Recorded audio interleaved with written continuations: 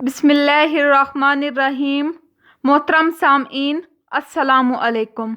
آج کی اس ویڈیو میں ہم حضرت آدم علیہ السلام سے پہلے دنیا میں کیا تھا اس بارے میں بتائیں گے۔ اللہ تعالیٰ فرماتے ہیں، اللہ ہر چیز کا پیدا کرنے والا ہے اور وہی ہر چیز پر قدرت رکھنے والا ہے۔ امام احمد بن حنبل نے ابو وسیم عقیلی سے بیان کیا ہے کہ انہوں نے کہا، اے اللہ کے رسول صلی اللہ علیہ وآلہ وسلم، آسمانوں اور زمین کو پیدا کرنے سے پہلے ہمارا پروردگار کہاں تھا؟ آپ صلی اللہ علیہ وآلہ وسلم نے فرمایا، اللہ کے سوا کچھ بھی نہ تھا۔ پھر اس نے پانی پر اپنا عرش پیدا کیا، گویا یہ اس کائنات کی ابتدا تھی۔ عبداللہ بن عمر بیان کرتے ہیں کہ میں نے سنا آپ صلی اللہ علیہ وآلہ وسلم فرما رہے تھے کہ اللہ نے آسمان و زمین کی پیدائش سے 50,000 سال پہلے تمام مخلوقات کی تقدیریں لکھ دیں اور اس وقت اس کا عرش پانی پر تھا۔ اس حدیث مبارکہ سے واضح ہے کہ سب سے پہلے پانی اور پھر پانی پر عرش پیدا کیا گیا، گویا پہلی مخلوق پانی تھی۔ جیسا کہ سورہ حدید میں ارشاد باری تعالیٰ ہے، اور اللہ ہی وہ ذات ہے جس نے 6 دن میں آسمانوں اور زمین کو پیدا فرمایا اور اس کا عرش پانی پر تھا۔ امام احمد، امام ترمذی، امام ابو داؤد اور دوسرے محدثین نے سیدنا عبادہ بن صامت رضی اللہ تعالی عنہ کی روایت بیان کی ہے۔ وہ کہتے ہیں کہ میں نے رسول اللہ صلی اللہ علیہ وآلہ وسلم کو فرماتے ہوئے سنا۔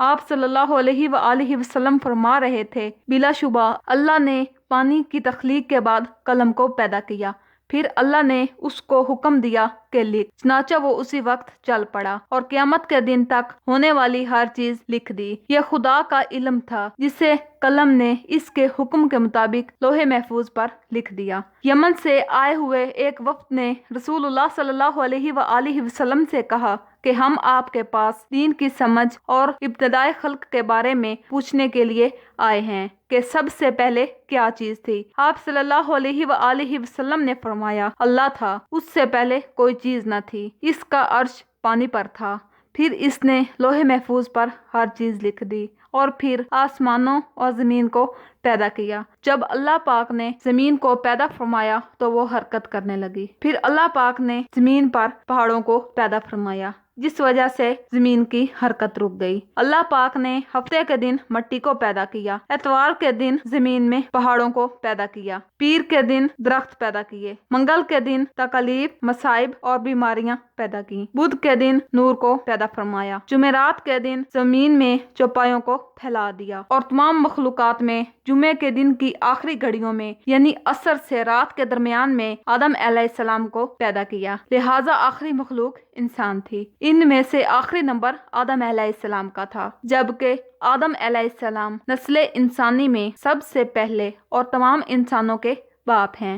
حضرت آدم علیہ السلام کی پیدائش کے بعد ان پر اونگ طاری کر دی گئی اور ان کی بائیں پسلی سے بی بی حوا علیہ السلام کو پیدا فرمایا، اور پھر آدم علیہ السلام اور بی بی حوا کا نکاح پڑھا دیا گیا۔ بی بی حوا کے حمل سے جوڑا جوڑا بچے پیدا ہونے شروع ہو گئے۔ حضرت آدم علیہ السلام خدا کے حکم کے مطابق ایک بہن کا نکاح دوسرے بھائی سے پڑھا دیتے تھے اور اس طرح آہستہ آہستہ نسل انسانی میں اضافہ ہوتا گیا۔ انسانوں سے پہلے فرشتے اور جن پیدا ہو چکے تھے۔ صاحب عقل مخلوقات میں سب سے پہلا نمبر فرشتوں کا ہے، دوسرا نمبر جنات کا اور آخری نمبر انسانوں کا ہے۔ فرشتوں کا ٹھکانہ آسمان ہے اور وہ زمین والوں کے لیے استغفار کرتے رہتے ہیں۔ مسلم شریف میں ہے کہ حضرت عائشہ صدیقہ رضی اللہ تعالی عنہما سے روایت ہے کہ نبی کریم صلی اللہ علیہ وآلہ وسلم نے فرمایا کہ فرشتوں کو نور سے پیدا کیا گیا اور جنوں کو آگ سے پیدا کیا گیا اور آدم علیہ السلام کو مٹی سے۔ بعض لوگوں کا کہنا ہے کہ ابلیس فرشتہ تھا،